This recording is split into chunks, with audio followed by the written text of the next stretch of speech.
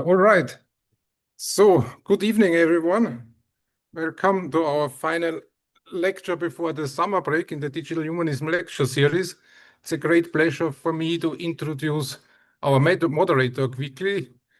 It's Linda Hartmann. I'm very happy that you took over this task today. Let me just briefly mention Linda's main affiliations, which is CWI Amsterdam, which is the Dutch National Research Institute for Mathematics and Computer Science, and she's also professor at Utrecht University. So she served at many councils. Let me just maybe mention here that she was appointed chair for the European Cost Scientific Committee now in 2025. And also to mention is that Linda is a fellow of the British Computer Society, and she's an ACM Distinguished Scientist. So Linda, thank you very much, and I'm looking forward to Marleen's talk now. Thank you very much indeed, Stefan, and welcome everybody. I'm delighted to introduce Professor Marleen Huysman to talk to us today. Marleen is a professor at the School of Business and Education at the Vrije Universiteit in Amsterdam, just down the road from where I work. And there she heads the AI at Work research group. She uses and promotes ethnographic methods to study how AI tools are developed, introduced, and used in diverse organizations and industries. Marleen will explain to us today about the consequences of generative AI for knowledge-intensive work, and in particular, how tools such as ChatGPT and Midjourney play a role in this. Marleen, I know you have very many interesting things to tell us today, so please go ahead. Thank you very much. Yeah, thanks everyone, Stefan and Linda, for inviting me. It's a real honor. And I had a look at your the digital humanism, and it sounds like a very interesting group. So I'm happy to be a part today of your group. Yeah, we had some problems with getting started with my computer, but I think everything is done now and fixed. So let's start. So my name is Marleen Huysman at the Vrije Universiteit. I'm already introduced, and I thought it would be nice indeed to tell you a bit about our research that we are doing. Let's see if the slides work. So what is special about our research? So we're specifically looking at how AI is changing work. And we do that with a large group. Of course, everyone is talking about it. Everyone is afraid whether AI will take over our jobs, and now especially also with Gen AI and with the agentic AI and autonomous AI that are coming up. Everyone is afraid, or there are also groups who say it will be very beneficial. But the thing is that this research that is done on this topic is either very conceptual or prospective, or it's on a macro level, so looking at, for example, labor market analysis, predictions of the labor market, or on a very micro analysis, so looking at tasks of individuals. And the thing is that what is missing, I think, is studying how the changes in work are really happening in the field. So for that, we think you need to go to the field. You need to study that. You need to look at the actual work practices that are changing in a particular work context.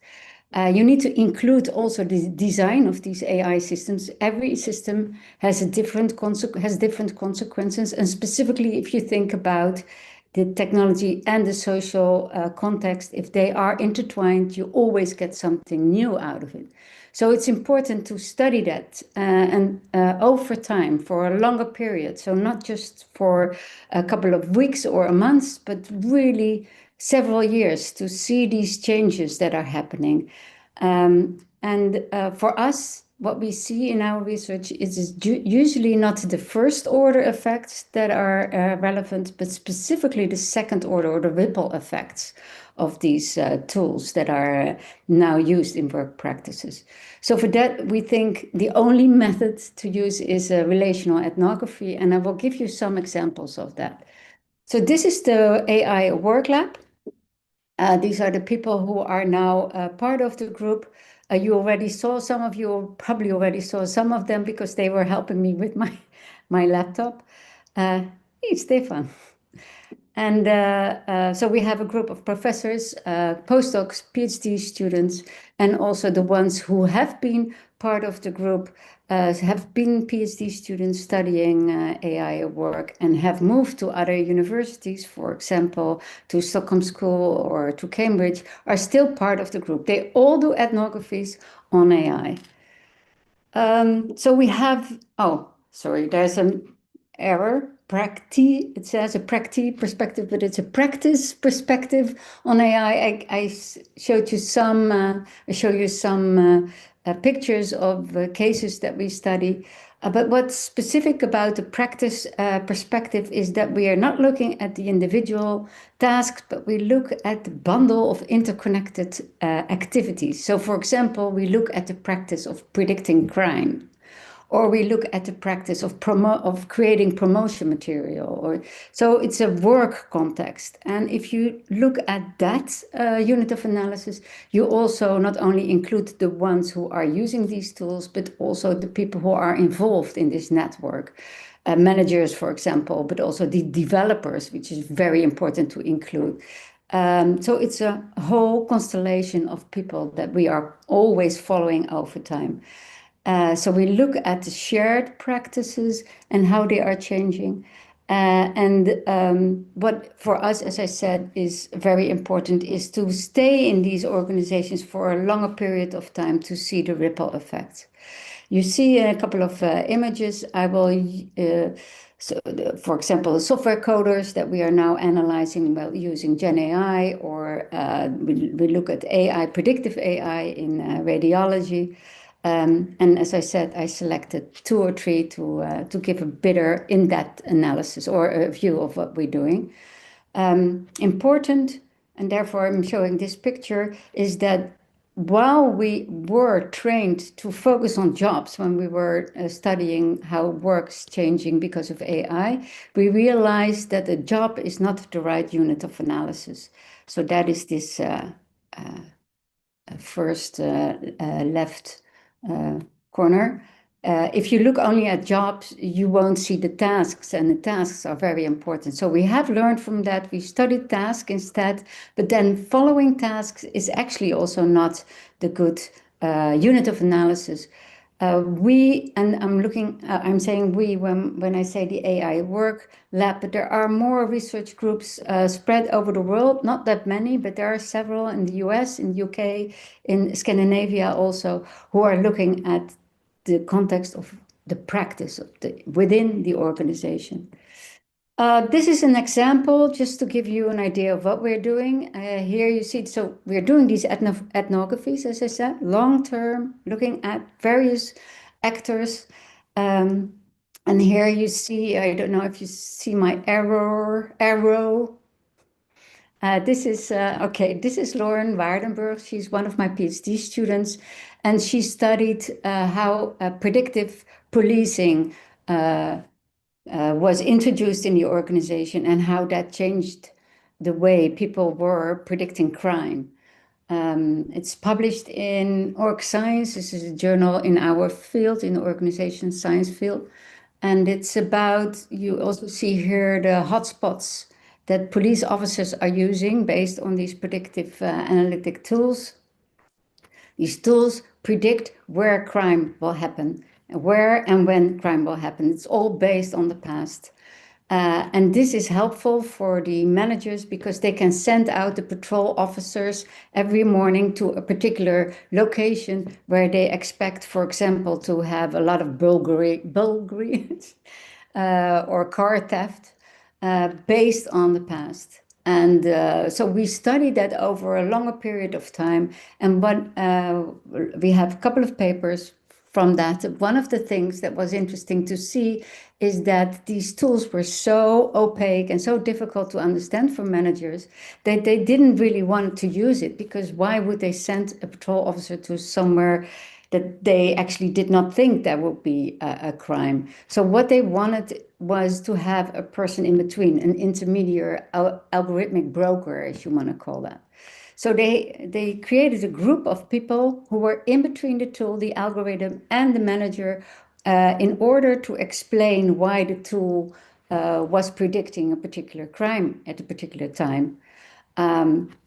However, and that's also the title of the paper, In the Land of the Blind, the One-Eye Man is King, no one understood these tools or why the tool came with these predictions.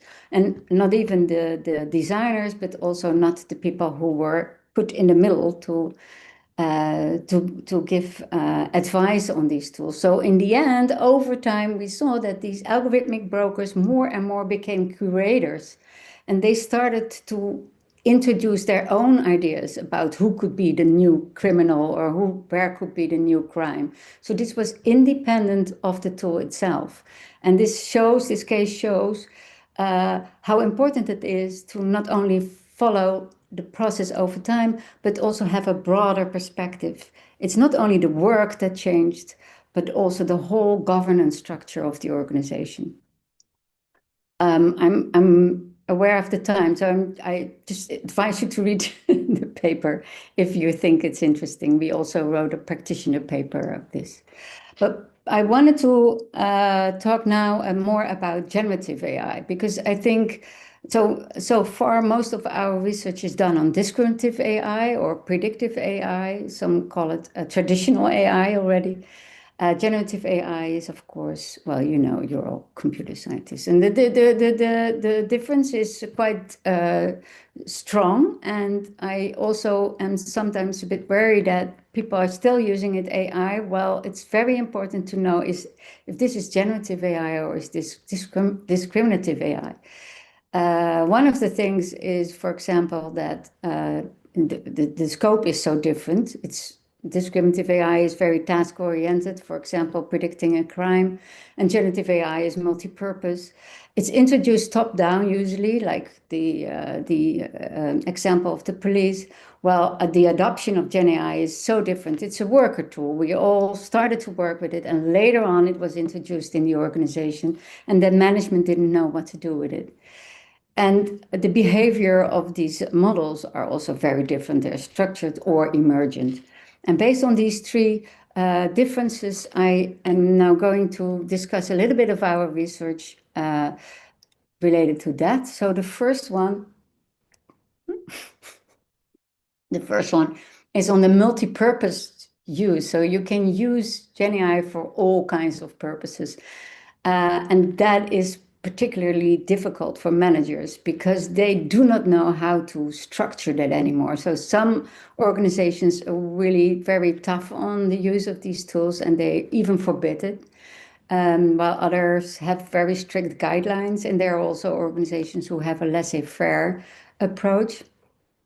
So what we wanted to know at first, and that was this paper that we wrote for a more practitioner-oriented journal, Business Horizon.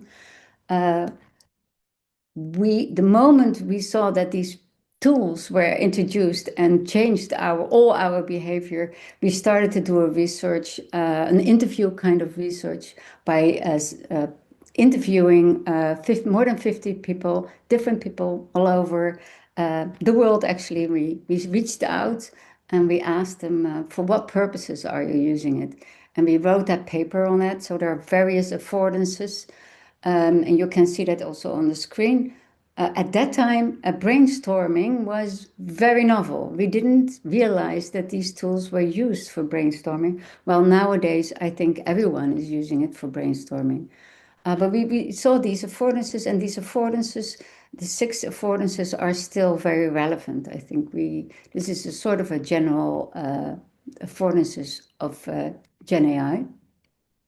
And we also made some recommendations for managers, because one of the things that we also saw, and that we see that more and more happening in organizations, is that because of these tools, people tend to work less with others. So they become more individual. There's actually less and less need to reach out to others because they have their own personal assistant. And this is what we call the ripple effects, that we do not really study that so far, or in general, people look at how tasks, for example, are changing, how Gen AI is helping us with creative tasks or create more efficiency.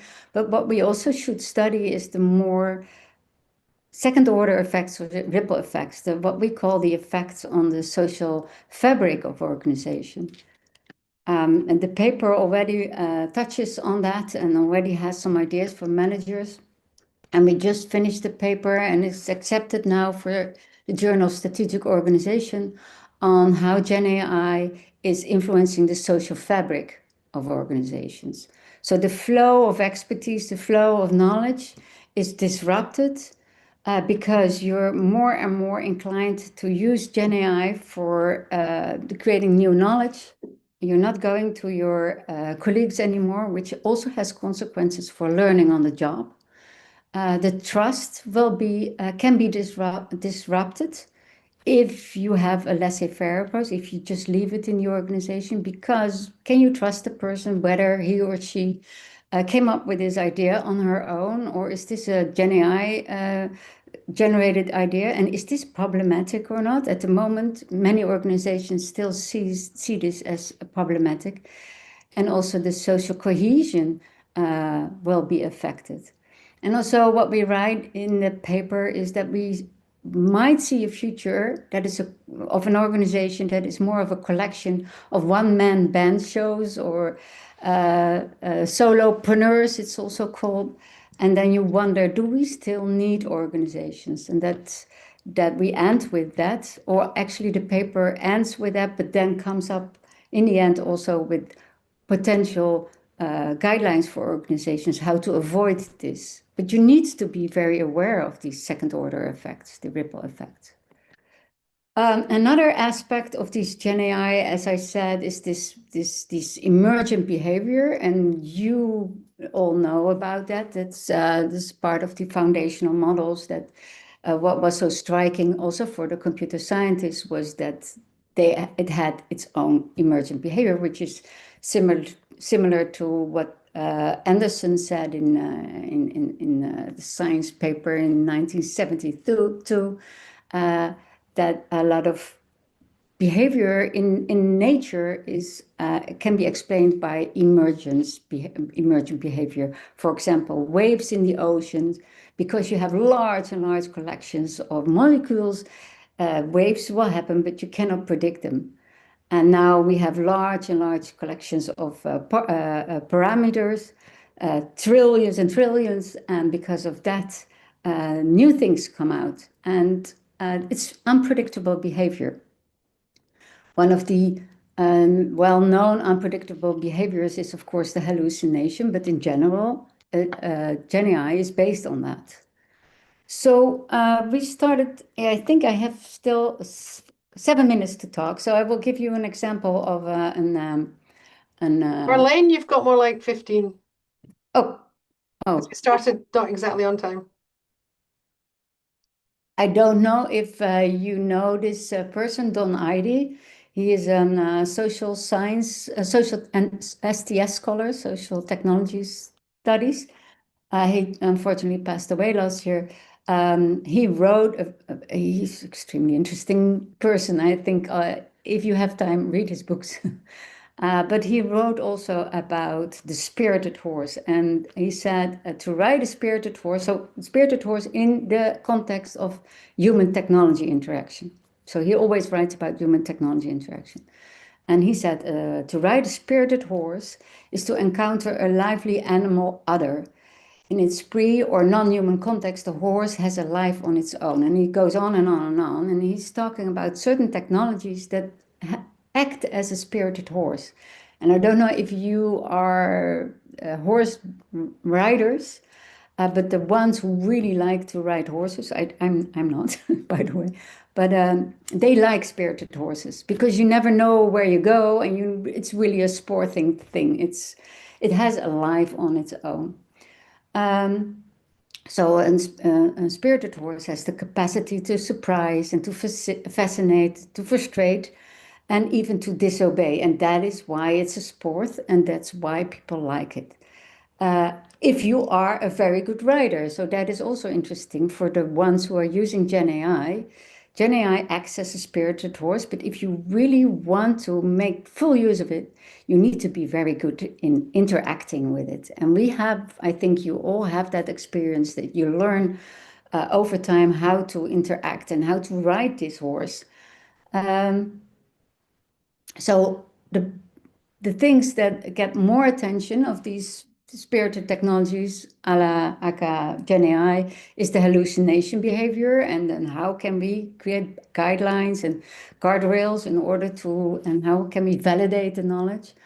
But the other side of the coin is that this spirited horse behavior also creates creativity or surprises, and it can help creative workers in their work, and that is what we study. So we let me see what's my do I have time for a small video, a short video? Sure. Okay. Yeah. Let's see, because this is Gen AI avant la lettre. This is David Bowie, who made his own Gen AI. Well, it's a program that I developed with a friend of mine in San Francisco. And it's called the verbicizer. It'll take the sentence and I'll divide it up between the columns. And then when I've got, say, 3 or 4 or 5, sometimes I go as much as 20, 25 different sentences going across here. And then I'll set it to randomize. And it'll take those 20 sentences and cut in between them all the time, picking out, choosing different words from different columns and from different rows of sentences. So what you end up with is a real kaleidoscope of meanings and topics and nouns and verbs, all sort of slamming into each other.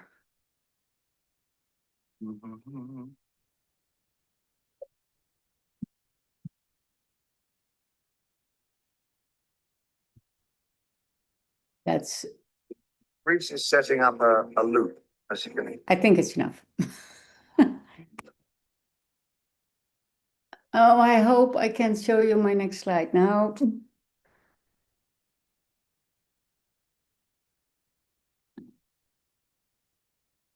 I have problems with the presentation. You might have to get out of the context of the YouTube player. I don't know if you just click on the slide itself rather than the YouTube thing. But it's hard to diagnose this. Perfect. No. There we go. Perfect. So, okay, so this whole idea of that you can use Gen AI as a spirited horse was something that we got from our ethnography at the promo department at Broadcast.com. So that is a broadcasting firm where we are doing an ethnography on how these people are using Midjourney in their work practice. You already see this advertisement, Holland's Next Top Model. It's that kind of organization. So they make TV shows, actually mainly reality shows, and they have a large marketing and sales promo department that is making all these images to promote their new shows.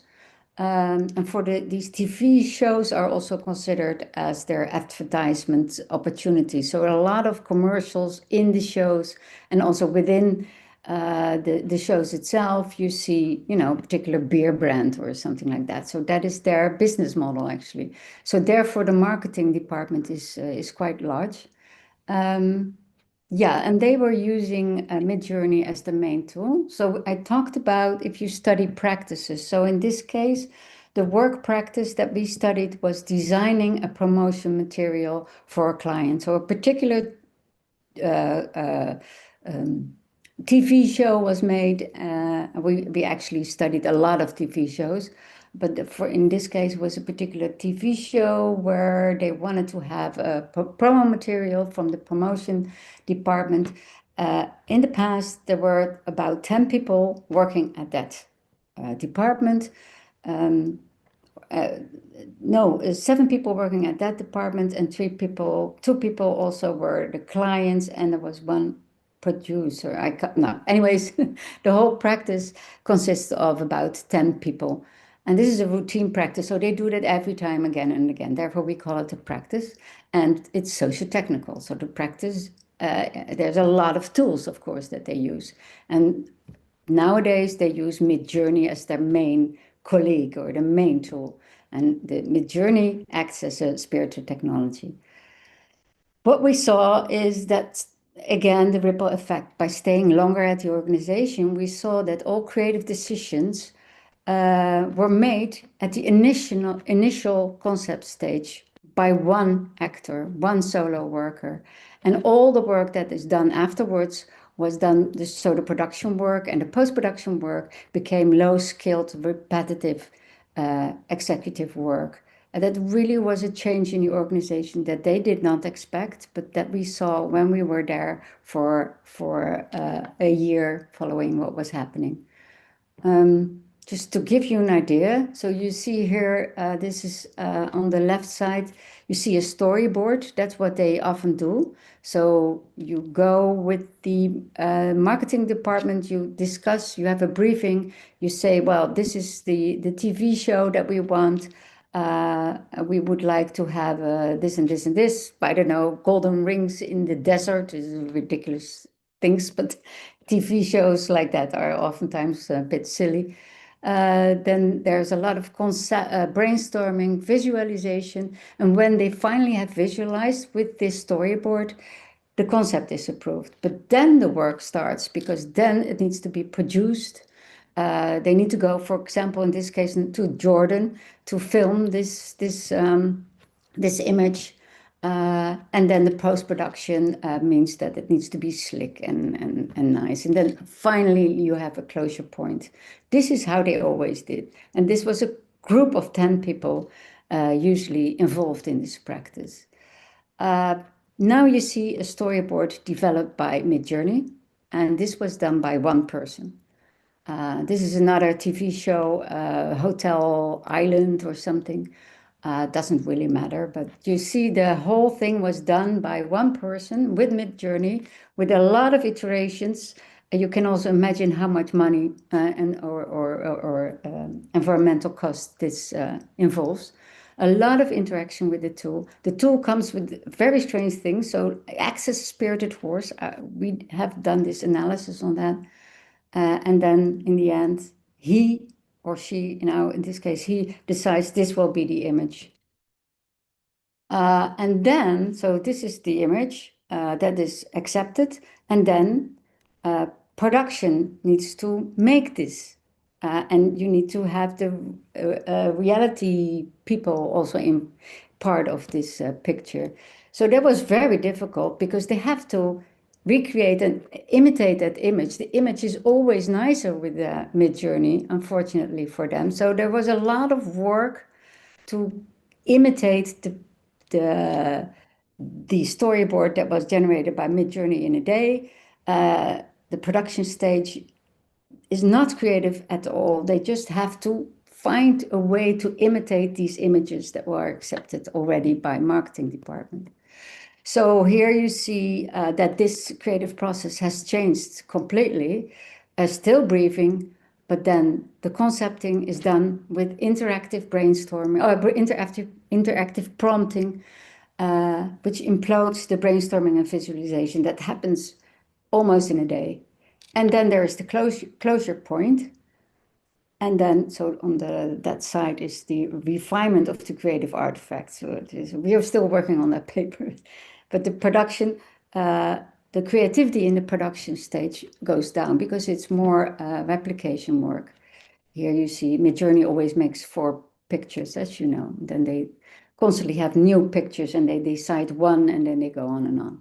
So the paper that we wrote about that, it's in the second round in Academy of Management Discovery. I don't know if you know that. These are the journals that we are usually publishing in. Yeah, so one of the reflections, by the way, this is a QR code with a Notebook LM, who is doing this podcast based on the first version of the paper. But some reflections, working with Gen AI is a spirited technology, does not only trigger solo work, which is already important to see, but it also pushes the creative level. So it goes really fast into a wow effect. And that's, of course, depends on the context. So in this reality show organization, they like the images that Midjourney make. But nowadays you have many Gen AI limbs large image models that are catering more to, for example, more highbrow cultural outlets. And it reconfigures the work and the roles. We showed that.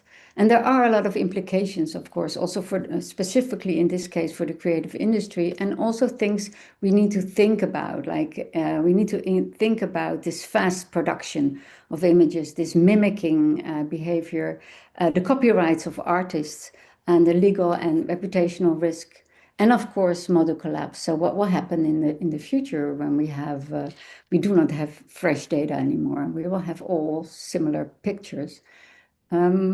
Yeah, so this is an example of an ethnography that we do. We do many ethnographies in the group. As you can imagine, if you remember the picture of all the people working in the group. And we see, and I more and more see that. I'm also writing an essay now on our group, and they wanted me to come up with a typology of AI work. And it's really hard to do, because every time again, in every organization that we study, the AI has a different implication. So it's always if you talk about AI work, you need to bring the two together, the specifics of the technology and the specifics of the work context. And it's really, especially with GenAI, general purpose technology. So you cannot just say AI is changing work or it will reduce our jobs. It really depends on the context. And what I'm doing now is collecting all these cases and try to do a comparative analysis, not so much for developing a typology, but at least find some patterns. And for predictive AI already did that. That's the book. It is an image of a book that we wrote where it's also in Dutch, where we saw several patterns that are helpful for organizations. And now we are also starting to write a book for GenAI. So for us, at least, the collaboration with organizations is clearly our lifeblood. Without them, we cannot do anything. So that is also specific for our group. We're teaching executive education, we work with them, and we actually learn more from them than from academia. So I think that was my last slide. So thank you for listening to me. Thank you very much indeed, Marleen. That was really, really absolutely fascinating and very compressed. Thank you very much for that. So I'd like to open up the floor to our audience. You can either raise your hand, if I can see the gallery. I just have to change my view. Side by side gallery, there we go. I can see George has raised a physical hand. George, go ahead. I'll see if other people raise digital hands. Thank you, Marleen, for a very insightful talk. My question is specifically about predictive policing. You mentioned that employees found the use of AI tools opaque and difficult and were hesitant to use it. There seems to be another reason for predictive policing hesitating to use such tools. This came up in a dissertation, recent dissertation by an ex-EVM junior fellow in Vienna for United States, Minnesota, in particular, predictive policing.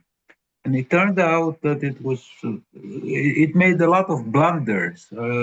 It kept sending people to places where there was no reason for police to go.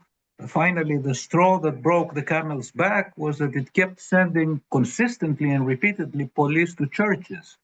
And in spite of what anybody might think about churches being dangerous places for other reasons, this was because churches had started giving free suppers to poor people, including immigrants. So all of a sudden, police was descending on churches, and then people stopped using, for the time being at least, the tools. So it's not just opaqueness. It may also well be that employees, especially experienced employees, find the results unreliable. Yes, but that's a very good that you pointed out. It was also happening in our case. We saw that police officers were sent to parks in order to chase the car theft. While there are no cars, of course, in the park, but then the raster, how do you call that? Yeah, the matrix that they are using was too broad, so it was not specific enough. But I like what you said about in the US, because they're using predpol, and that is forbidden in Europe. But in at least I know from the European countries I know, so maybe not in all. But predpol has also that they follow the criminals. So that is quite risky, I would say. So what you're saying that they have followed, I think, the criminals going to the churches because of the free food. So in general, I think predictive policing is a very risky tool, and we wrote also other papers on that. And fortunately, with the AI Act, this is not possible anymore. So there are really limitations now for predictive policing. At least that's what we hope. If the AI Act holds, yes, but Yes. Well, it's still in development, as you know. Okay, thanks very much, Marleen. Hannes, you have a question. Thanks, and this was a very interesting and, as George said, insightful talk, because you looked, let's say, at the organizational flow within an organization. And I have one comment, or let's say one comment and one question, maybe two questions. One is the first one. I had the impression that you describe an AI as let's say, an own entity. As the other, you have the human and then you have the AI, and these are two, let's say, entities nearly at the same level. I had this impression, and this is the first question. The second one is, looking at your example, it's especially the second one where you had this marketing company, where it seems to me that it destroys cooperation. And it's somehow favoring the superstar becoming an autistic, nearly egoistic being, doing, let's say, the creative work, not needing anybody else, using just the AI, which provides him or her with some input, and then you have the routine work following up. And if this is right, then I think the impact is rather negative of this technology on a process within a company, of an organization itself. How will they cooperate in future? So these are my two remarks or questions to your presentation. Yeah, thank you. I do not see AI as a tool. I always try to combine it and see it more as even a process or a system, so they are highly intertwined. The moment they are introduced in organizations, it's very difficult to see them separate as an actor or as a tool. But I use this image of the other more because of the Don Ides look at that. But also Don Ides says the human technology interaction is very intertwined. We are, so I didn't talk about that, but we are trained in the social material perspective, looking at the technology as being social and social also being involved, that there's no social without the technology and no technology without the social. So it's always intertwined. And that has implications. If you look at AI as intertwined with the user, that also means that you cannot come up with a typology, for example, because it's always different. And that also means it has implications for your methodology. You need to follow how this intertwined entity is creating consequences that are every time different, depending on the social and the technology, the intertwinement. And then about the autistic solo user, I don't want to call them autistic, by the way, but they're really not. And I have the idea that this, hopefully, I'm a very optimistic person.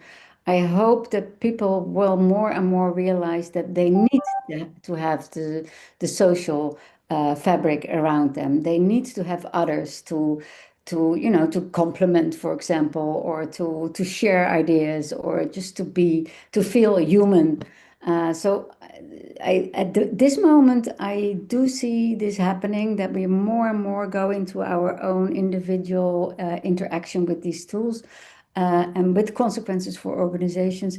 But yeah, I hope that organizations will realize that maybe they will not be that their main purpose is not so much anymore production, because, especially with these upcoming agentic tools, production can be really done quite well by these agents. But what they need to do is to help people with the social, with the learning. So the learning organization that we had in the 90s might become again very prominent and very dominant. At least that's what I hope. Otherwise we all get very autistic. That's not Yeah. that's not what we want. Thank you. Peter. Yeah, thanks, Marleen, for the interesting talk and the different use cases there. I was also triggered by the same example as George about the predictive policing, right? And one thing that came to my mind here, since the AI Act, the EU AI Act was already mentioned, there is a requirement in the AI Act for AI literacy, or like for organizations to teach their employees about AI. And since you've talked to many people in organizations, I'm wondering, maybe you can share some insights if that has been a topic and what that means for them. And also particularly with predictive policing, right? Wouldn't it be very good to tell people how the AI can mess up and why you get certain results? And how is this relationship seen, and what do you suggest how to handle this? Yeah, so good point. The AI Pact, that's part of the AI Act, says that all organizations need to invest in AI literacy. And next year, I think that's the deadline that everyone has to show and be compliant to this AI Pact. So at the start of this new regulation, lots of companies came also to us, because we are offering quite some exec education on AI. But then they realized, we still have a year. The deadline is next year. So now everyone is quiet again, but it will pop up again.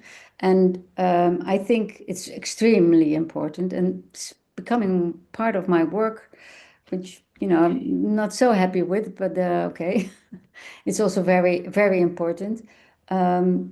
The AI literacy, for those who do not know what it is, it's training your people in your organization about what AI is and what it can do, and that it goes much further than prompt engineering.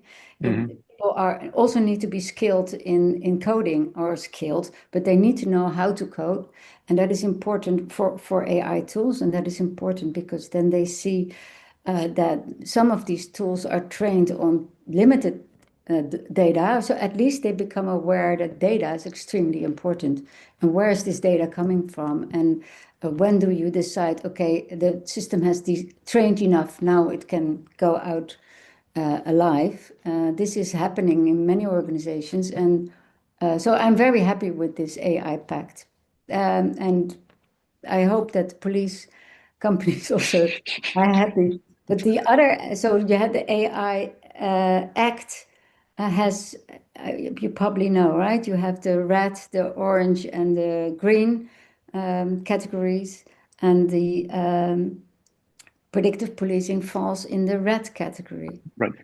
So what will happen now? So that means they are not able, or no, they cannot use that tool anymore. So what will happen? That is very interesting for us again, because what they will do is they will tweak it in a particular way and write reports that show that they do not fall in the red category. So there's a lot of discourses and convincing that will happen in the coming years for organizations. I'm a bit skeptical about it. May I sum up? So two things is like avoiding the high risk, and the other thing is the AI literacy, like pushing it as far back as possible. Yeah. That's the current strategy. Yeah. Okay. Thanks. Yeah. Thank you. Manil, you have a question. Yes. Thank you, Marleen, for the talk. Yeah, this topic is always in my mind because I am personally domain dependent, context dependent, purpose aware, and suddenly I see the AI Act and general purpose AI. And it feels like, wow, so scary until I was at Rexis last year. Peter Nies knows me there. And I saw big tech companies like Spotify, Netflix, and all of them are implementing and showing how they can be general purpose AI. And they are compliant with the AI Act for that case. I don't know if I'm bringing another use case. I'm not sure if I'm saying I agree with them or not, but what they showed is that they are able to make a good recommendation plus still doing search and as another task and summarization. So at least 3 or 4 tasks within the same trained general AI model. And they show how it works well. Would you agree that for recommender system that could be possible, or you are still in the same case like me, being a bit skeptical, even if it works in terms of accuracy? There is definitely other stuff. If we go from general purpose AI into responsible AI, would this Gen AI model fair, diverse, transparent? To end up my question, you brought this point of red, green, and yellow. I don't know where I can put every use case, especially if I think about it from being sensitive and we have to understand what happens inside that black box. So if I think this way, everything I will put it inside red, because at the end they serve population and society. So how would you think of Gen AI with responsible AI and serving society at the end? I'm not a policy maker or a policy researcher, but I do think that I think you're right. Most, not all, but most of these tools could fall under the where you gone? You're gone? Oh, there you go. And in the red pyramid in the top. But there's a lot of, and that is very worrying, a lot of consultants who are now being trained on how to respond and how to show that that their company for whom they are working are compliant to these rules. And that is a bit scary, but it was to expect, right? Because this is a heavy regulation. And these companies, these algorithms are their recipes, and that's their thing. They cannot just give up because then the company doesn't exist anymore. So they invest a lot in these consultants who help them in writing these reports. And there's also a thin line between red and orange, because if you fall in the orange category, then you can continue with your tool, but you need to comply every year with writing a report of about 100 pages. So that is just checking the box for them. They just hire a consultant and they will develop these reports, probably generated by Gen AI, and can copy and paste for other organizations as well. So this is a whole new industry that is created because of the AI Act. About your general purpose AI, I'm not so sure if you mean AGI, but Gen AI, for Gen AI, the AI Act is developing their new regulations. So these are different, and they are still in the process of developing new regulations for that, so it's a constant running behind the train, because the moment they have this AI Act now also for Gen AI, we are all within the autonomous agentic AI field. And then you have to have completely new regulations, because then you have questions about who is responsible here, who has agency. Is it the tool or is it the human? Who is coordinating this? Who has control? All new questions. So it goes on and on and on. I'm not sure if that's an answer to your question, but it's a concern. Yeah, exactly. Yeah. Okay. Thank you. We're beginning to run out of time, so can I ask Luis and Stefan, you get to both ask questions, perhaps short and concise, and maybe Marleen can answer them fairly briefly. Thank you very much. Luis first. Thank you. Thanks for your talk. My question is about series, let's say a TV series, which normally has 8 episodes per season and often several seasons. And as you produce the episodes and as you produce the seasons, you have to go back and reconsider not only the images, but also the dialogues, the linguistic expressions. And so it seems to me that's much harder to do.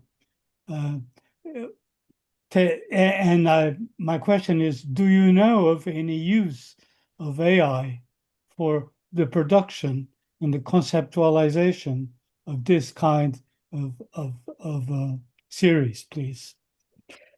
No, so we are studying the production and marketing department at the broadcasting firm, but I do know because we are there and we talk to people, and I do know that when you have an idea for a series, you go to one of in the Netherlands, we have like maybe 10 broadcasting organizations, and then you try to sell your idea.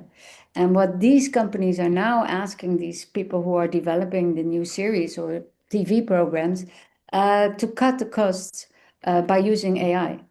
So it's very much pushed. It's an economically driven push to show that, you don't have to write the whole series or the whole script with humans. You can also do that with Gen AI. Show your first, so they always have a trial. The first series has a trial, and then they ask to show that trial made by Gen AI. And then in order to cut the costs. Also, by the way, the location of the cameras can also be, and the light can also be done by AI. So there's a push from the broadcasting organizations to use a lot of AI for that commercial reason. Thank you. you. Let me move on now to Stefan again, very briefly, because other people need to say things and we need to listen to Marlene's chosen piece of music. I'd like to follow up briefly on Hannes. Stefan, I cannot hear you. Sorry. Yeah. Sorry. Yeah. Sorry. Can you hear me now? Sorry. Yes. Thanks first. And I'd like to follow up on Hannes Wertner's questions about sociality. So this is not a new phenomenon. You remember perhaps Weizenbaum's experiments with ELISA, and when the individuals sort of preferred them, even this very simple dialogue to sort of talking to a shrink. So I think there's this phenomenon that the way this technology is being designed and the way we probably are designed psychologically, there's a preference sometimes to do it sort of directly with the technology. But as you are an optimist, sort of don't you see sort of different types of actor constellations that involve sort of the AI, the Gen AI, but also groups of people working together, exchanging ideas and developing ideas as one path, not the only one, but as one trajectory that might come? And do we have any evidence for that? Yeah, you see, for example, also Midjourney has their own, what's it called? This, the name of that platform, but they have a platform where all the star users of Midjourney meet, and then they share their insights, and these online platforms, these communities are there, and they're not completely on their own, and that is also something that we ask our students to, or the researchers to study. So also include the platforms. You have images that I wanted to share, but I wanted also to cut a bit on all these images that I wanted to share. But there's this image of a platform where coders were always going to share their ideas, and that has dramatically dropped the use of these platforms. So I want to be positive, but I also think that these Gen AI tools are different than ELISA in the sense that because of this spirited technology, right? So ELISA was not spirited at all. It was completely scripted. And so it really depends on the tool and on the interaction between the tool and the user. And therefore, the image of the horse is also something that we very much like. By the way, it's the paper is done with me and Ella Havelmans, you know her. And the image works so much because of the driver of the rider of the horse needs to be so skilled. in order to get something out of it. And indeed, at the broadcasting forum, we saw that the solo worker was the elite worker, the best work, or the best designer who stayed, and the rest was falling off. Thank you. Okay, thank you very much. Before I hand back over to Stefan, I wanted to plug a documentary. Marleen showed us this amazing clip of David Bowie. Thank you, David Bowie. I'm thinking David Byrne, wrong David. David Bowie. And David Bowie was also worked a lot with Brian Eno. And thanks to Hannes Wertner and his colleagues organizing the Digital Humanism Conference in May, we were allowed to see the Eno documentary. Oh. It doesn't perform often, but if you can get to see it, it's definitely recommended. Why am I mentioning it? Because it's using AI to generate things as well within the documentary. So now I hand over to Stefan and thank Marleen very, very much indeed for her insights that she's able to share with us. And at some point, we're going to hear her piece of music. But first to Stefan. Yes, very quickly, Joe. Thank you very much, Marleen. Thank you very much, Linda, for hosting our final lecture before the summer break. And I just wanted to take the opportunity here to thank some of the people in the background who make this lecture series possible. So that's in particular Peter Knees, Walter Palmetzberger, and Khan Unolan. Without them, it would not be possible to have, and I think since in this year, we already had 8 events as part of our series, different formats, but mainly, of course, in our lecture series. So that's great, and I'm looking forward to be back with all of you in September. Let me also say a quick thank you to George and Hannes. You have seen both asking questions today for their support and advice in the background. And not to forget, of course, thanks to our audience. Without them, it would not make too much sense. In particular, those who attend regularly, and I'm really looking forward very much to see you again in September. So that's it from my side. Now it's time for announcements and music. So I hand over to Marleen and to Peter for our final minutes here. Yes, just a second. Marleen, maybe you want to explain why you picked this piece of music while I bring up the screen? Yeah, let me explain. Yes. Because I wanted to I suggested something else. I suggested Take 5 of Dave Brubeck. And then I think, Stefan, you said, I think we have had that already or something. Maybe I was wrong. Sorry for that. No, it's fine. It's just the music that my dad always played, and he just passed away, and but it's not a problem. He was an old man, but I really like to listen to that music. But you said maybe something else, and then I was thinking, okay, my last concert was a punk concert, so I told you that. And then you said, yeah, let's do punk, but that's stuff for you to listen to. So then I was sort of looking in my playlist, and I'm always listening to music when I'm writing. And this music is the music, it also has punk in the title, but it's also the music that I often play. And when I hear it, I start writing. So yeah, I don't think you will really appreciate it, but that is the background of why I chose it. We do appreciate it. So sorry to hear about your loss. Thanks for the talk. Thanks for picking a great song. You provided the context already. Let me just mention that at the very first Digital Humanism online lecture, the final song was by Daft Punk, namely Human After All. And for me, this is always the hidden soundtrack, and I'm always grateful for any nods to it. So I like this track by LCD Sound System a lot, and I'm happy to play it now as the last track of this season. That's funny. So perfect. Thanks for this. So yeah, although we're going on a break, there is a lot to do. First, you have the new books in English to read until we're back. We've announced them already last week. I don't have a slide for this coming up while the music's playing, but in mid-July, the Digital Madili, the first Digital Humanism Summer School in Africa, is taking place. Then in the second week of September, we'll have the 4th Summer School in Vienna. During this week, we'll also have the next lecture. So mark your calendars for the second week of September. And then in November, the first Digital Humanism Interdisciplinary Science and Research Conference will take place in Vienna.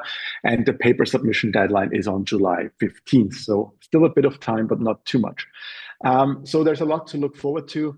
But before that, make sure to recharge over the summer. And yeah, that's it. Thanks again to Marleen and Linda. Thanks to all of you for joining. And see you after the break and enjoy your holidays, starting with LCD sound system. Bye.